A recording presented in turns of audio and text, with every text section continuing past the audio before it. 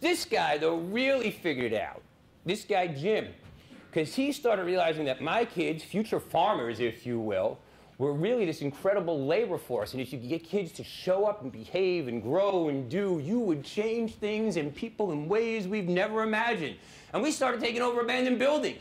That's right, former crack houses in my own neighborhood, in their own neighborhood, and did things that people could never do before. Fix them.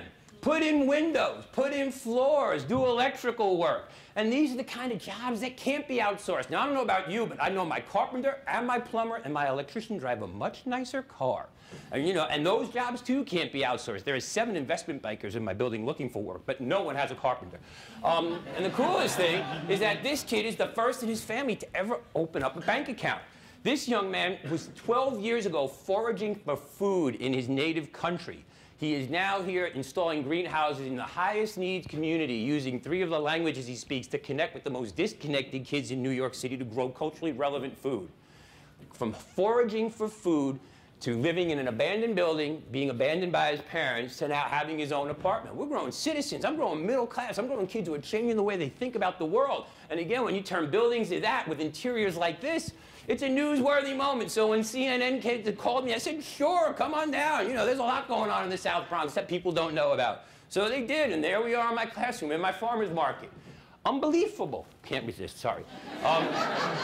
It took off, though. We started installing these walls in the heart of New York City. That's the NBC Experience store. And these are edible walls, and those are my kids who installed them. That's high-end real estate. And again, when kids from the poorest congressional district in America, special ed, English language learner, ex-convicts, ex-offenders, can take a 30-foot wall and design, build, and install it and put it in the heart of New York City in the NBC Experience store, so can yours. That's what I call a si se puede moment. Scholastic, in fact, I spoke there too, and that's me with 72 plants that'll give about 350 pounds of tomatoes in a footprint about the size of me. Kind of cool, considering, I don't have clean soil, I don't have a lot of good water, I don't have a lot of good sunlight. Because I have this belief that the Bronx can change attitudes now. And I'm sure all of you, wherever you're from Baltimore, from DC, from New York Avenue, believe that your school can change attitudes now, that your kids can. But again, in my community, which has the highest food stamp rate in all of New York City, the lowest income, the highest obesity rates, the highest juvenile obesity rates, if you can change, as the health of my Bronx goes, so goes the health of New York City. So goes the health of New York State, and so goes the health of the nation. So together, I believe that we can all change attitudes now. This is our moment. So when the state senator stepped on the scale and said, wow, he's getting a little chubby, so did I. And here I am 100 pounds later to tell you this is absolutely doable. It's about doing one thing. Thank you. It is about connecting dots. But again, I got to tell you, I was sneaking. Cheap food is so damn expensive, and I think we all know that. I was eating myself to death on the 99-cent menu, and then the kids were teasing me. I was driving over the George Washington Bridge to New Jersey, paying a $13 toll for a 99-cent hamburger. Made no sense, just because I didn't want to get caught. So things had to change, and they did. And my kids are meeting celebrities in the process. But at the end of the day, I'm a teacher. At the beginning of the day, and the end of the day, and all day long. So everything I do involves literacy. That's Produce Pete. If you're from the New York and New Jersey area, you know Produce Pete. That's Lorna Sass. And we started writing about what we're doing and generating books and cooking and talking. And the one thing I realized is that sadly, and many of my kids are being raised by grandma for a whole bunch of reasons. Forget single-parent households. I got no-parent households. I got grandparent households. So I realized that if we started feeding Granny, guess what?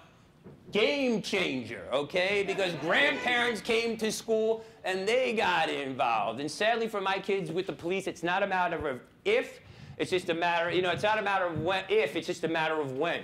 But nobody wants to be accountable to Granny. So when you start feeding Granny good food and she can come and you can grow culturally relevant food in school and Granny's checking up on you, man, my discipline problems went down, my attendance went up, I was teaching people to read, we were doing intergenerational literacy programs, and people loved it, and we were collecting food stamps. So we realized that we were doing something far more than just growing a little food. We were growing for food justice, economic justice, social justice, and academic justice, which to me, at the end of the day, I just don't want to level scores. I want to level fields. Turns out that in my little neck of the woods, the South Bronx, which has, you know, been kind of famous for everything but good positive things, we became home to the International Green Roof and Green Wall Summit of the world. Go figure, my kids. But for me, I'm about a triple bottom line.